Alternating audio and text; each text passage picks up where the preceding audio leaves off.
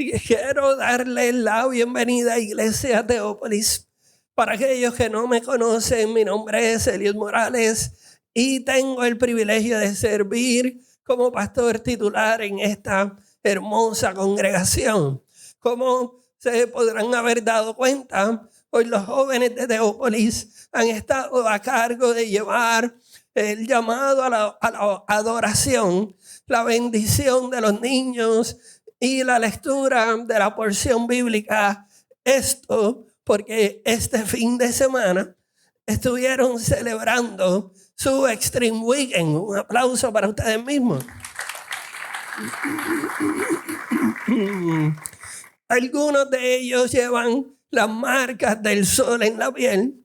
Otros, además de las marcas del sol, llevan las marcas del gocha. Pero agradecemos a cada uno de los jóvenes por darse cita. Agradecemos a los padres por confiarnos sus más preciados tesoros. También agradecemos de manera especial a Ichi, Cindia, Mirta, Debbie, Enid, Joel y cada una de las personas que colaboraron en los distintos equipos de trabajo para que estas actividades se dieran como se dieron. Gracias a cada uno de ustedes.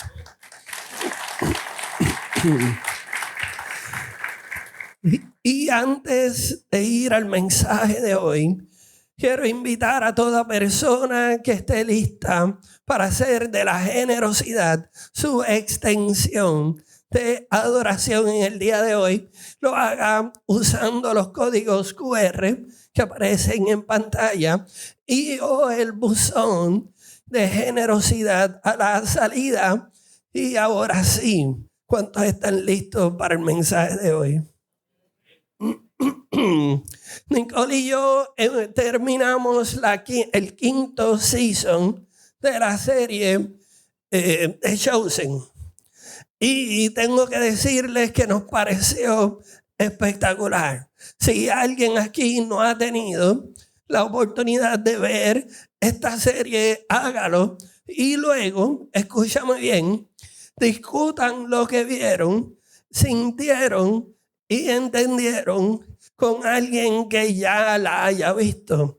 Y si no lo han hecho, en agosto comenzamos la nueva ciclo de The Chosen. No se quede solo con esa experiencia. Profundicen en esa experiencia. Y el punto que quería hacer trayendo The Chosen 5 en este mensaje es que en esta quinta temporada se puede notar esa tensión con la que Jesús está viviendo al regresar al pueblo a la ciudad de Jerusalén para, spoiler alert, ser traicionado por Judas y entregado a las personas que planificaban matarle. Sin embargo, los escritores de esta temporada introducen un punto de vista acerca de las motivaciones de Judas para traicionar a Jesús que en realidad nunca había considerado, pero que al leer el mensaje, en la porción bíblica del mensaje de hoy, me di cuenta que es muy lógico y pudo haber sido muy probable.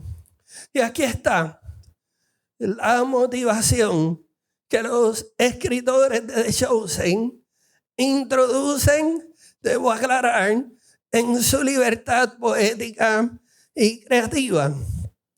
Es la siguiente: Judas traiciona a Jesús para obligarlo a cumplir con sus expectativas de Dios, del Mesías, del reino y de su propia vida. Judas termina traicionando a Jesús para obligarlo a cumplir con sus expectativas de Dios, del Mesías, del reino y de su propia vida. ¿No es esa una motivación con la cual todos nosotros nos podemos identificar. ¿A qué se refiere, pastor? Bueno, oraciones como: Dios, ¿por qué sigues permitiendo que me pasen estas cosas y no hacen nada? O quizás pensamientos como: he visto demasiado para no creer que Jesús es el Señor, pero muchas veces estoy en total desacuerdo de cómo opera su reino. O tal vez: Dios, ¿acaso no ves todo lo que hago y he sacrificado para servirte? ¿Cuándo me toca a mí cosechar el éxito y la estabilidad? En mi experiencia, he descubierto que estas preguntas, estas expectativas frustradas, pueden llevarnos por dos caminos completamente diferentes. El camino de Judas, que intenta forzar la mano de Dios para que cumpla con nuestras expectativas. O el camino de los discípulos a Emaús, que aunque ciegos por aquella decepción, permanecen en el camino donde Cristo puede encontrarlos. Y aquí está la tensión que vamos a estar viendo en el mensaje de hoy. Es que ambos grupos amaban a Jesús. Judas no traiciona a Jesús porque dejó de amarlo. Pero es que ambos grupos tenían expectativas de cómo debía operar el reino de Dios en sus vidas, pero sus respuestas a esas expectativas frustradas fueron realmente diferentes. Vayamos de nuevo, parte por parte, a la porción bíblica de hoy. Lucas 24, verso 13. Ese mismo día, 2 de los seguidores de Jesús iban camino al pueblo de Emaús, unos 11 kilómetros de Jerusalén. Al ir caminando, hablaban acerca de las cosas que habían sucedido mientras conversaban y hablaban. De pronto Jesús mismo se les apareció y comenzó a caminar con ellos, pero Dios impidió que los reconocieran. Y aquí encontramos a dos discípulos caminando hacia un lugar que se llamaba Emaús. Estos hombres acababan de vivir un fin de semana más devastador en sus vidas. Su expectativa sobre el Mesías, un libertador político que restauraría el trono de Israel, acababan de ser crucificadas literalmente en el Calvario. Y lo primero que me llama la atención es el siguiente denominador común. Toma nota de esto, porque es el pensamiento el cual sirve de ancla para este mensaje. Es que aferrarnos a nuestras expectativas nos conducirá inevitablemente al camino para abandonar a Jesús. ¿Cómo hacemos eso? Muchos de nosotros podemos identificarnos con esto. Quizás algunos de nosotros lo pasamos en algún momento en nuestro caminar espiritual. Quizás otros estén pasándolo por este mismo momento. Se encuentran dando sus primeros pasos en dirección a abandonar su fe, abandonar a Jesús. Pero el punto que quiero hacer es este. Escúchenme bien. Jesús no se intimida por nuestra crisis de fe y se aleja hasta que tengamos la fe correcta. Ese no es Jesús. Él llega hasta donde nosotros nos encontramos. Camina a nuestro lado, incluso cuando no podemos identificarlo. Y esta misma tensión que estaban siguiendo los discípulos, que estaban sintiendo los discípulos, esa decepción, trasciende hasta el 2025. Ellos están tan ciegos por sus expectativas frustradas que no pueden reconocer al Cristo resucitado caminando con ellos. ¿No es esto exactamente lo que nos pasa en nuestras vidas? Con el tiempo he descubierto que las expectativas no cumplidas pueden convertirse en los mayores obstáculos para experimentar la obra transformadora de Dios, para poder mantenernos en el camino hacia la transformación. Y al mismo tiempo son precisamente esas expectativas rotas las que Dios usa para llevarnos hacia una transformación más profunda. La buena noticia es que todos podemos caminar el camino hacia la transformación con nuestras expectativas irrealistas de Dios. La mala noticia es que cada una de esas expectativas irreales van a ser crucificadas en ese camino. Continuemos con los próximos versos y presten atención, porque lo que leemos me fascina y me confronta a la misma vez. El verso 17. Jesús les pregunta, ¿de qué vienen discutiendo con tan profundamente por el camino? Se detuvieron de un golpe con sus rostros cargados de tristeza. Entonces uno de ellos, llamado Cleofas, contestó, tú debes ser la única persona en Jerusalén que no oyó acerca de las cosas que han sucedido allí en los últimos días. ¿Qué cosas? Les pregunta Jesús. Las cosas que le sucedieron a Jesús, el hombre de Nazaret, le dijeron. Era un profeta que hizo milagros poderosos y también era un gran maestro a los ojos de Dios y de todo el pueblo. Sin embargo, los principales sacerdotes y otros líderes religiosos lo entregaron para que fuera condenado a muerte y lo crucificaron. Miren lo que ellos en esa conversación dicen en el verso 21. Nosotros teníamos la esperanza de que fuera el Mesías que había venido para rescatar a Israel. Todo esto sucedió hace 3 días. No obstante, al mismo tiempo, sin embargo, cargando por un lado sus expectativas frustradas, algunas mujeres de nuestro grupo de seguidores fueron a la tumba esta mañana temprano y regresaron con noticias increíbles.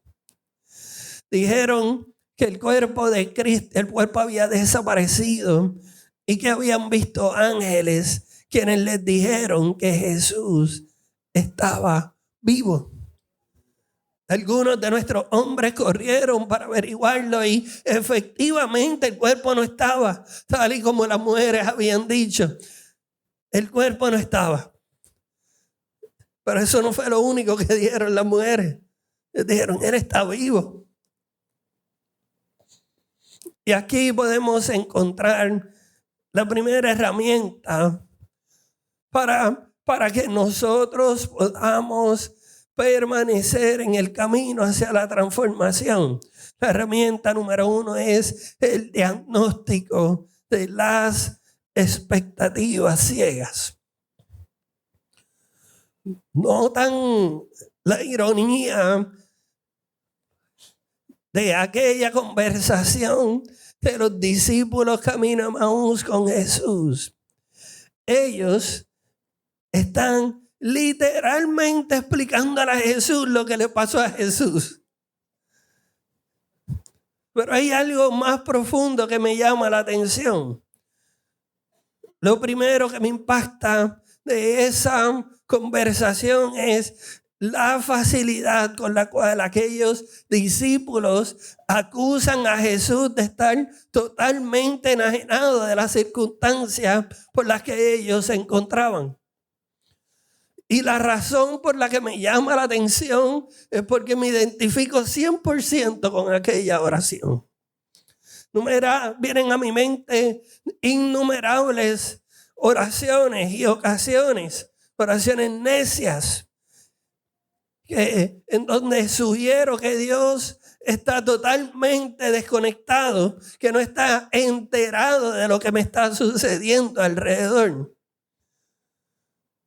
He descubierto que en esas oraciones necias me encuentro atrapado en mis expectativas frustradas. Y tiendo a pensar que Dios necesita que yo le explique la situación, como si Él no estuviera completamente consciente de lo que está pasando. Lo segundo que me llama la atención es que continúan empeorando la cosa al sumar sus expectativas irreales con la noción de que Dios no estaba enterado de las circunstancias.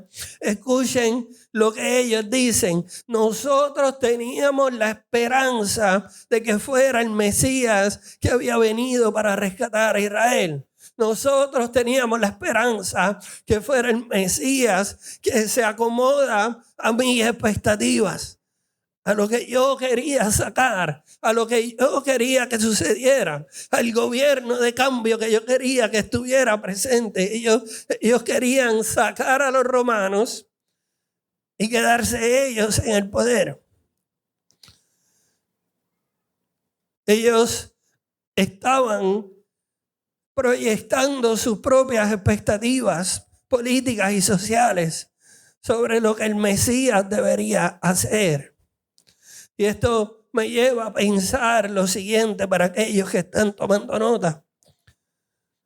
A Jesús tampoco le intimidan nuestras oraciones necias, en las que expresamos nuestras expectativas y esperanzas frustradas. Él, como quiera, insiste en que se las cuentes tal y como las tienes en tu mente y en tu corazón.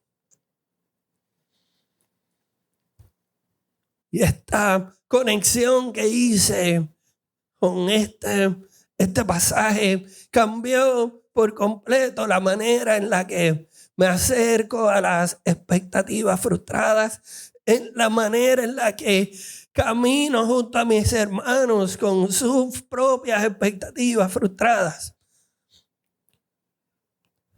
Y es que he aprendido a seguirle el hilo que conecta todas esas expectativas frustradas y encuentro que mis esperanzas irreales siguen conectadas a mi necedad y a mis inclinaciones pecaminosas, porque mis inclinaciones pecaminosas están directamente conectadas a mis expectativas de la vida. Y estas expectativas generan unas falsas esperanzas que son productos, escúchenme bien, de una versión irrealista de Dios. Porque no es la versión de Dios que está revelada en las Escrituras, no es ni siquiera la versión de Dios que existe, es mi versión de Dios.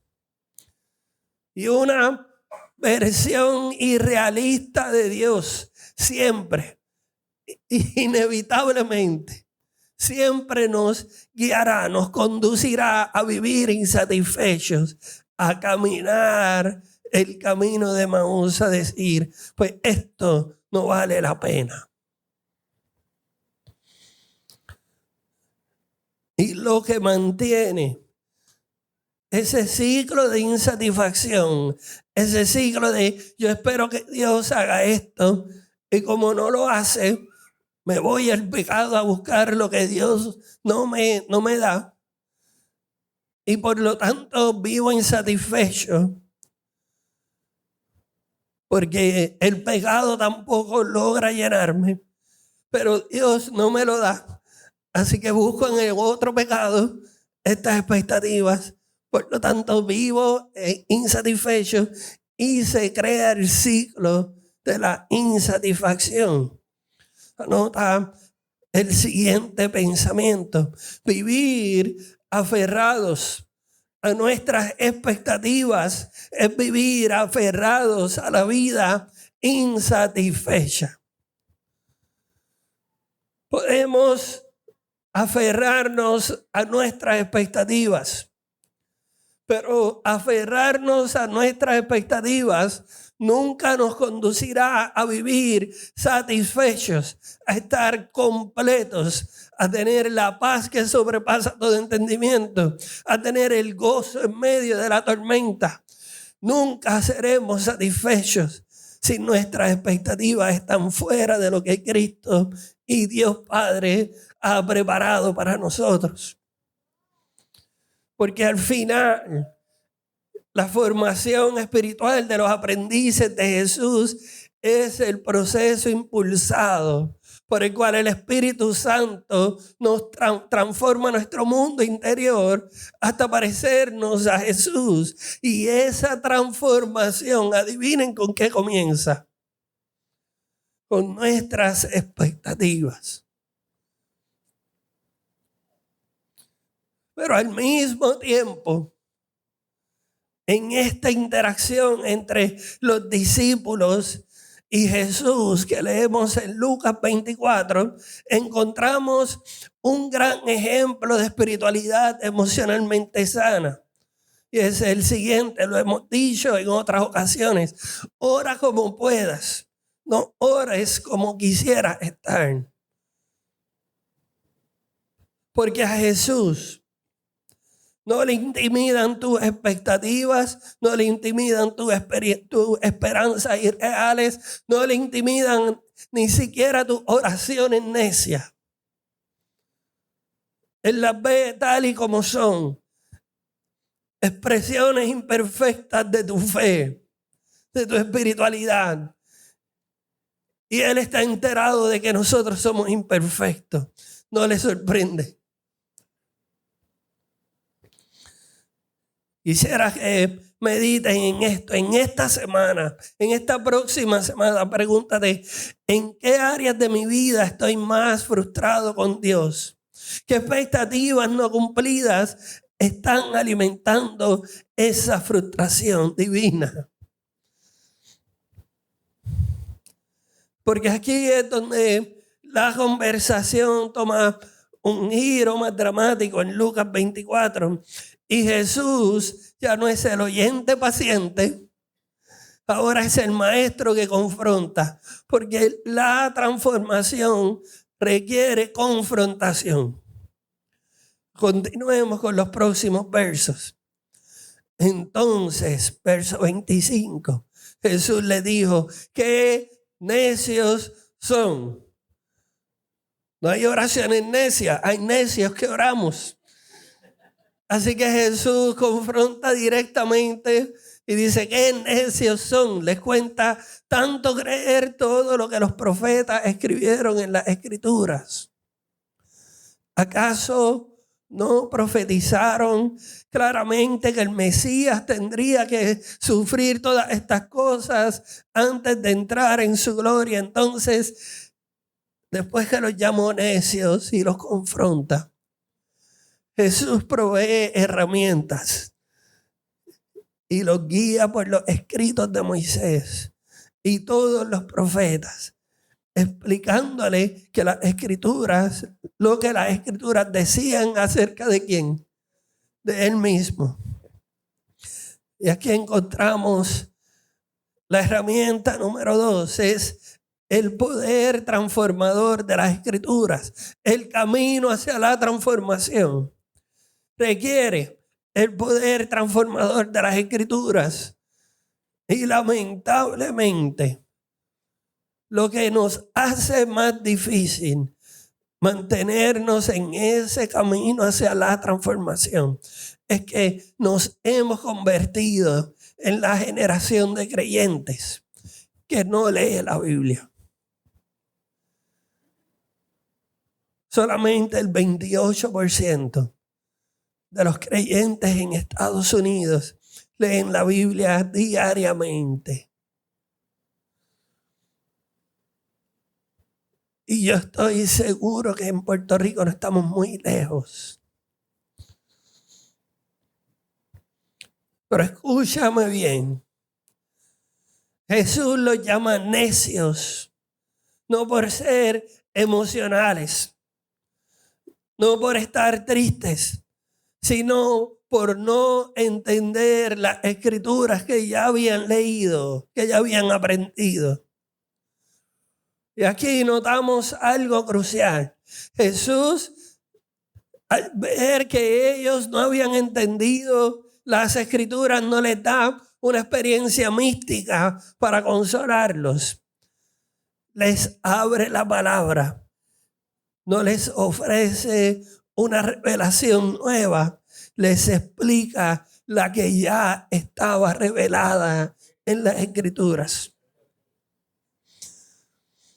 Y aquí encontramos otra verdad poderosa acerca del camino a la transformación, y es que Cristo se revela a nosotros a través de las escrituras, pero solo cuando dejamos que la palabra confronte nuestras expectativas, en lugar de usar la palabra para justificar nuestras expectativas.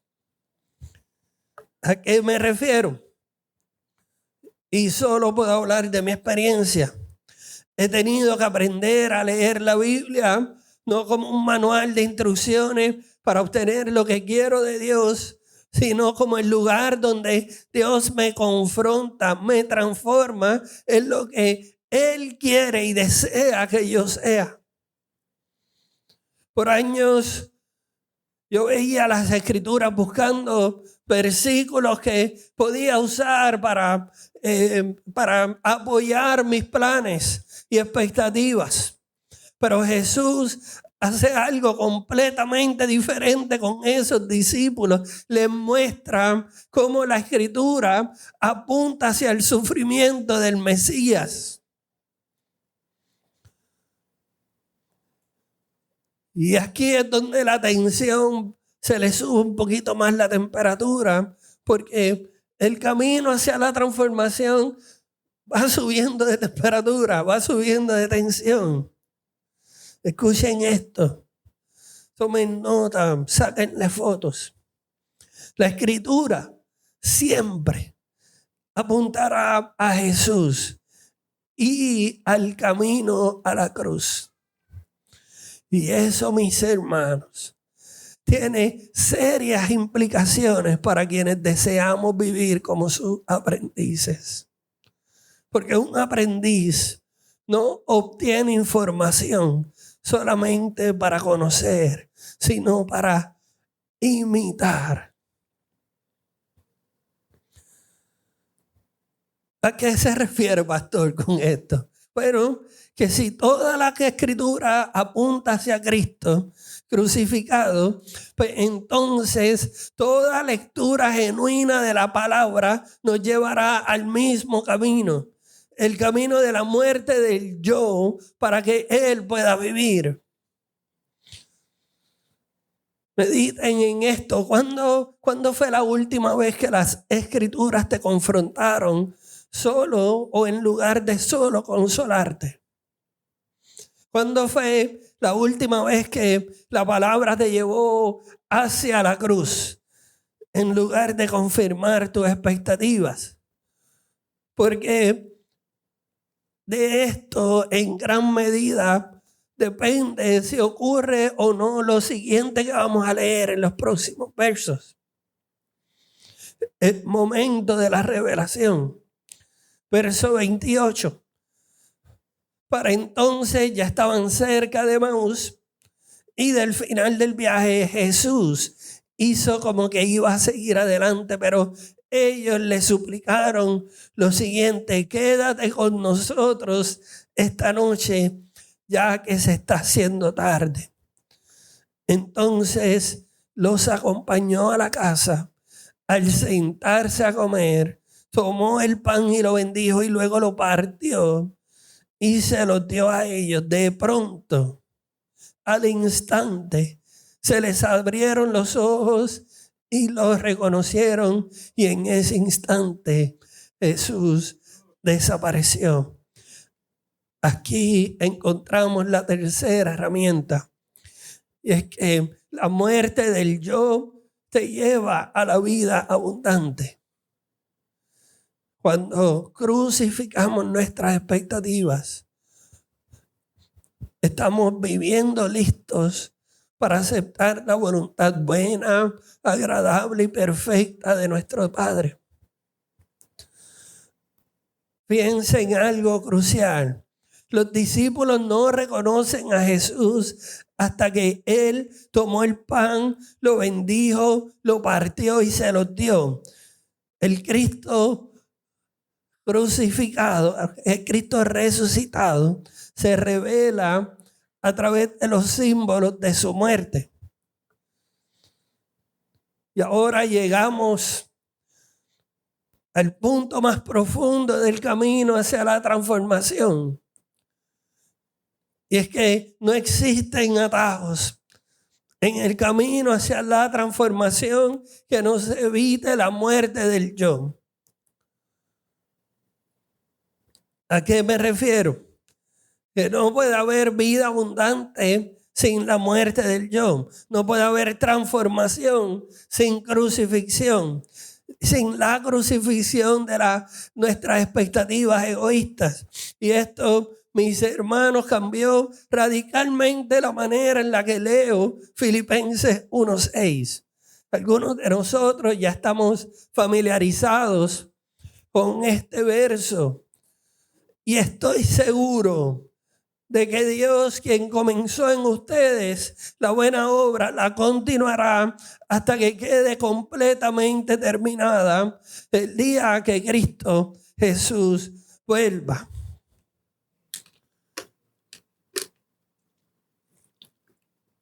Y entonces hago la conexión de Lucas 24 y Filipenses 1:6 y me resaltan tres cosas poderosas. La primera, que nuestro camino hacia la transformación es un proceso, no es solo un evento. Jesús está completamente enterado de que esa transformación ya comenzó, pero no ha terminado. Y en lugar de empujarnos para que apretemos el paso, o arrastrarnos para que lleguemos hasta donde deberíamos estar, Jesús hace igual que con los discípulos en el camino hacia Emaús. Se toma su tiempo para caminar a nuestro lado y acompañarnos. Lo segundo que me llama la atención es que nuestro camino hacia la transformación es descrito por el apóstol Pablo como la buena obra. Duele, crea tensión, hay que matar expectativas. Conlleva nuestro sacrificio, pero sigue siendo una buena obra. Pero esa buena obra incluye el proceso doloroso de morir a nosotros mismos para vivir en Cristo. Y quiero ser completamente honesto contigo sobre mi propia experiencia, porque durante años yo quería la bendición de Dios sin la disciplina de Dios. Yo quería pasar al frente, que me impusieran las manos y que la bendición de Dios cayera sobre mí y no trabajar en la disciplina para retenerla. Quería su favor, pero no quería su formación. Quería su prosperidad, pero no quería el proceso. Pero el camino hacia la transformación requiere que nosotros le demos muerte a nuestras expectativas de comodidad y control, porque solo así hacemos espacio para la buena voluntad, la voluntad buena, agradable y perfecta que Dios tiene para nosotros. Pero el camino hacia la transformación en nuestro contexto genera otra tensión que debemos enfrentar, y es que vivimos en una cultura que nos promete vida abundante sin sacrificio, transformación sin dolor, bendición sin disciplina, pero el camino de Cristo es diferente. Es un camino que pasa por la cruz antes de llegar a la corona. Y lo tercero, y esto me emociona profundamente, aquel que comenzó la buena obra en cada uno de nosotros está, escúchenme bien, totalmente comprometido con terminarla. Y quizás alguien pueda pensar, pero pastor, ¿cómo puedes estar tan seguro de eso? Escúchame bien, porque Jesús derramó hasta la última gota de su sangre para que fueras transformado. Así de comprometido Él está con terminarla. Ahora la misma moneda, pero en otra cara. Aquel que comenzó la buena obra en tu vida, escuche esto también, nunca renunciará a su deseo de que seas transformado.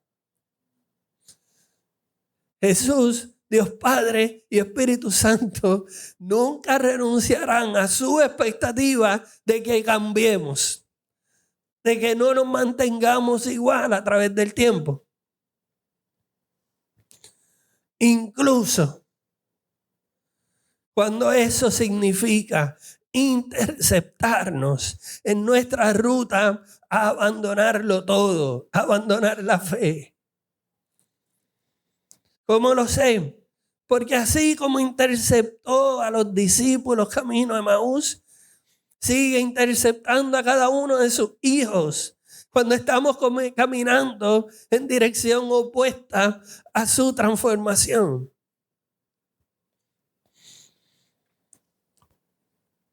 Continuemos con los próximos versos, porque esta última herramienta es la que lo sella todo.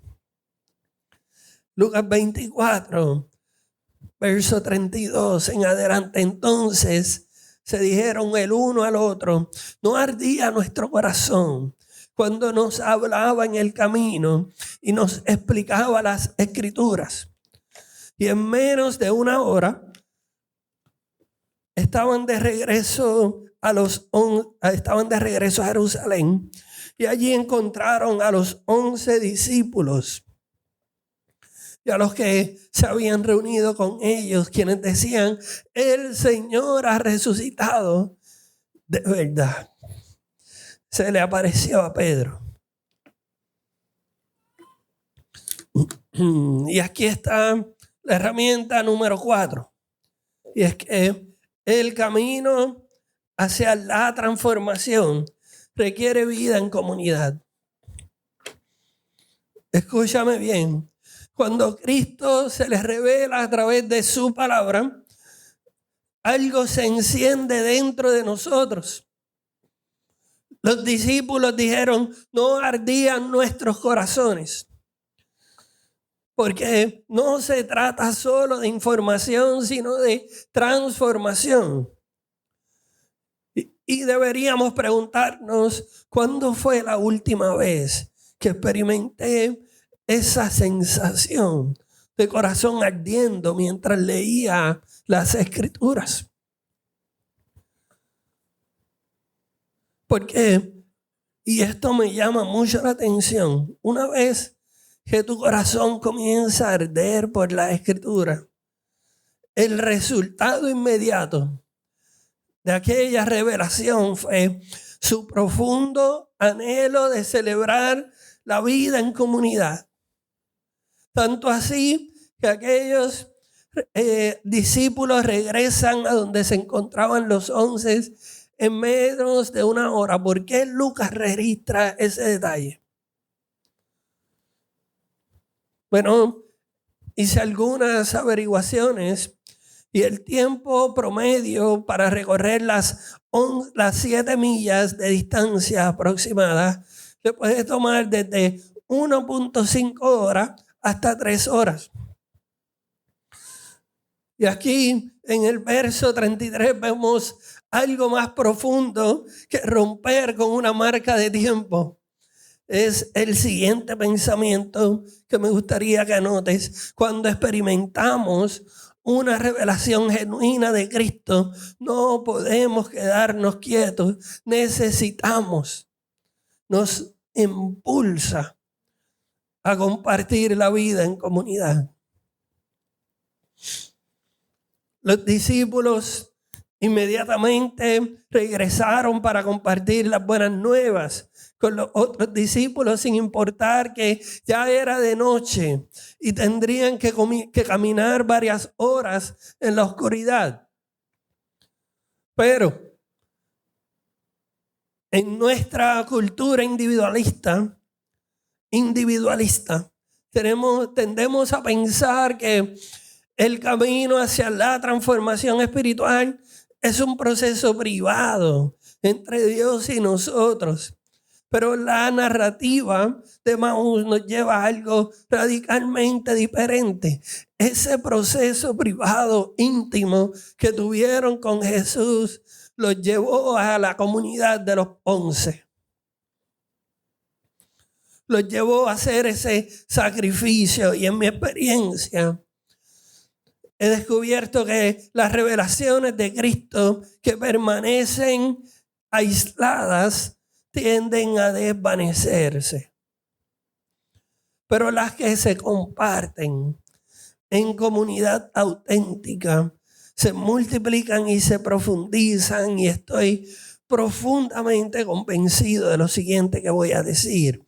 Sin un compromiso genuino a celebrar la vida en comunidad, se nos hará imposible permanecer en el camino hacia la transformación.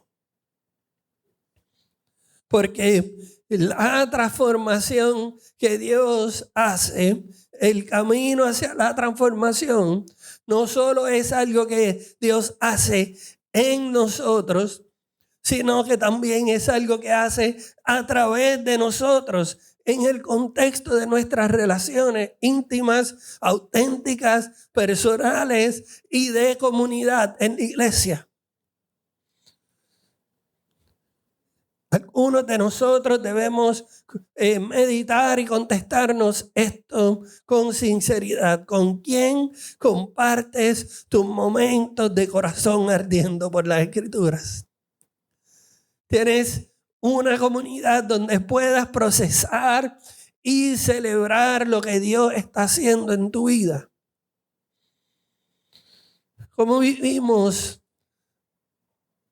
esta transformación en nuestro contexto, aquí en Mayagüez, en Puerto Rico, en las ciudades donde ustedes viven?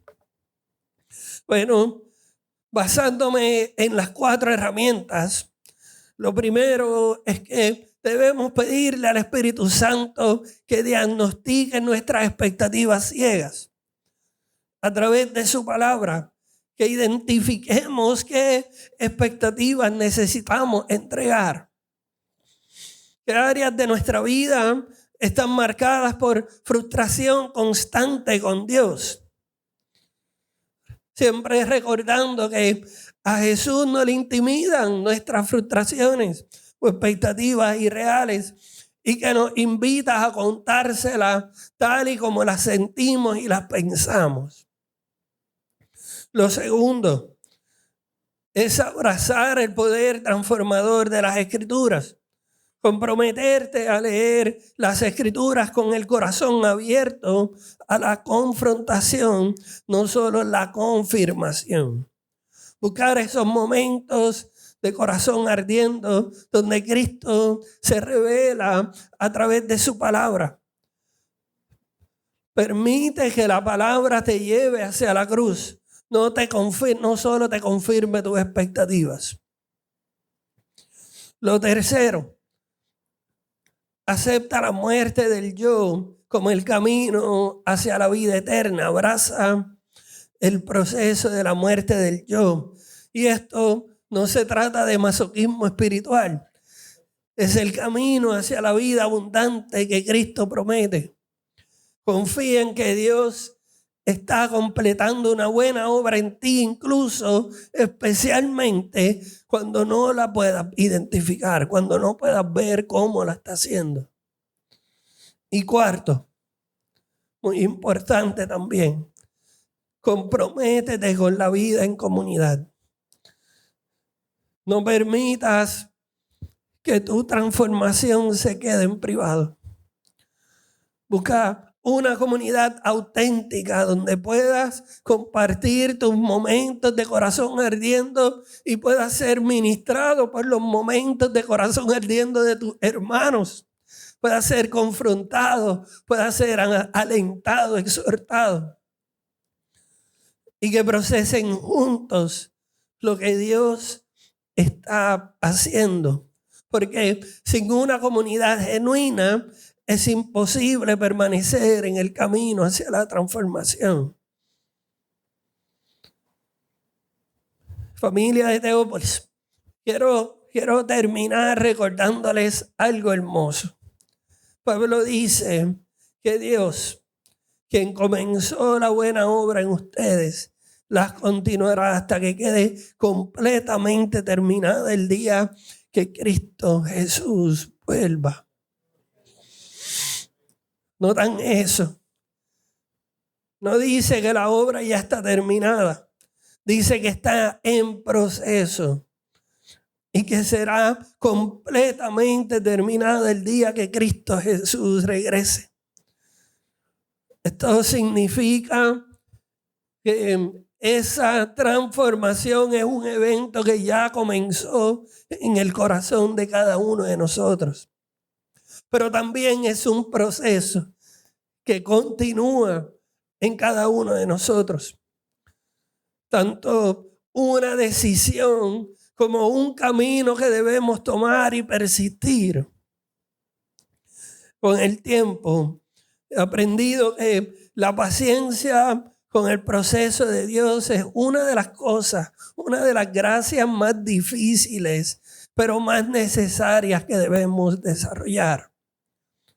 Al mismo tiempo, he descubierto que aquel que comenzó la buena obra está tan comprometido en terminarla que interceptará nuestros pasos incluso cuando estemos caminando en dirección contraria a su propósito. Soy el ejemplo de eso. La pregunta que debemos hacernos es la siguiente. Hacernos y contestar.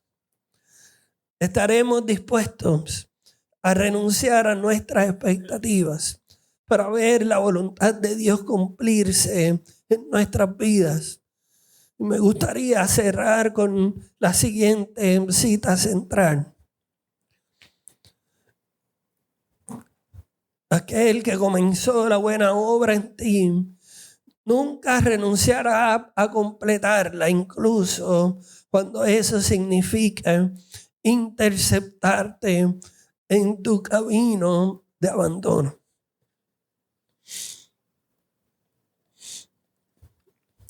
Algunos de nosotros estamos aquí, pero nuestro corazón ya ha decidido abandonar.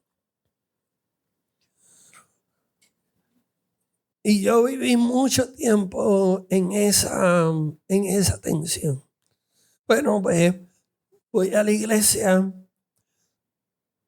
Uno, para que mi esposa Nicole esté contenta.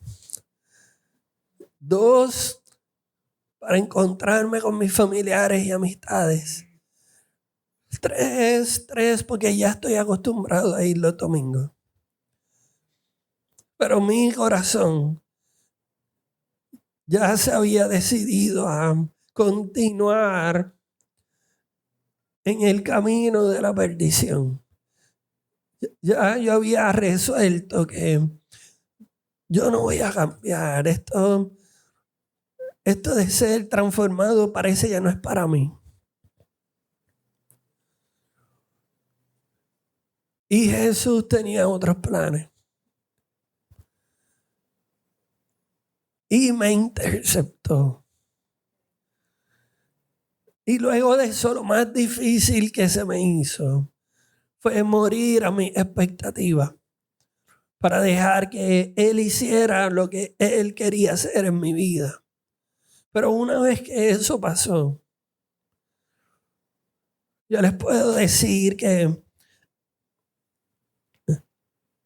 encontré la vida abundante y eterna. Y para este mensaje vamos a hacer algo especial, que estoy seguro que puede cambiar tu vida. Hemos creado una guía de oración y reflexión para usarla por los próximos 7 días, porque lo que aprendí de mi proceso es que la transformación genuina no ocurre solamente los domingos, ocurre en los días entre domingo y domingo. Y esta guía te llevará paso a paso a vivir las 4 herramientas del camino hacia la transformación que acabamos de aprender. Cada día en esa guía tenemos los 7 días y cada día incluye un pasaje bíblico, un salmo para orar con honestidad total y ejercicios prácticos para aplicar esta verdad a tu vida. Para acceder a esta guía, descarga la aplicación Iglesia Teópolis y ve a la pestaña del centro que dice conocer, y allí encontrarás el acceso a las herramientas que necesitas.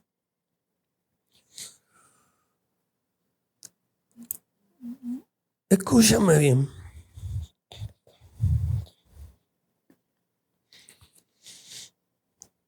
No permitas que este mensaje se quede solo en la inspiración que estás leyendo hoy o que estás sintiendo hoy. No permitas que se quede en corazones ardiendo sin transformación. Comprométete con estos 7 días y permite que el Espíritu Santo complete la obra de transformación que comenzó hoy en tu corazón. Y me gustaría que nos pusiéramos de pie. Y quiero leerles esta oración que escribí como una bendición para cada uno de ustedes. Y como mi deseo profundo de lo que Dios está totalmente comprometido de hacer con cada uno de ustedes.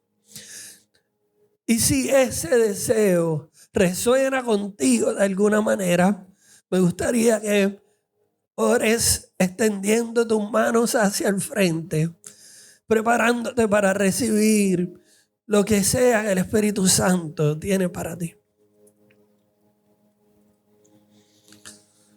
Iglesia, cada uno de los que nos escucha hoy aquí y a través de las diferentes plataformas, que el Dios de toda gracia, quien comenzó en ustedes una buena obra, les conceda la valentía para morir a sus expectativas egoístas y caminar hacia la transformación que tienen disponible en Cristo Jesús. Que sus ojos sean abiertos para reconocer a Cristo caminando a su lado, incluso en los momentos de mayor desilusión y expectativas frustradas. Que sus corazones ardan con fuego santo, cuando las Escrituras les revelen el camino de la cruz como el único sendero hacia la vida abundante. Que encuentren en la muerte del yo no una pérdida, sino la puerta hacia la plenitud que Cristo ha preparado para ustedes. Que su fe se fortalezca en la certeza de que aquel quien derramó hasta la última gota de su sangre por tu transformación jamás renunciará a completar su obra en ustedes, y que su esperanza sea inquebrantable, sabiendo que el proceso de transformación es tanto la promesa como el poder de Dios obrando desde ya en sus vidas, y que su visión sea clara, que vean más allá de sus expectativas temporales hacia la gloria eterna que les espera cuando vivan como verdaderos aprendices de Jesús. Que esta comunidad de fe sea el lugar donde se compartan los corazones ardiendo y donde juntos caminemos hacia la transformación que solo Cristo puede dar. Mi oración es que así se haga, que así sea, en el nombre poderoso de nuestro Señor resucitado. Amén y amén.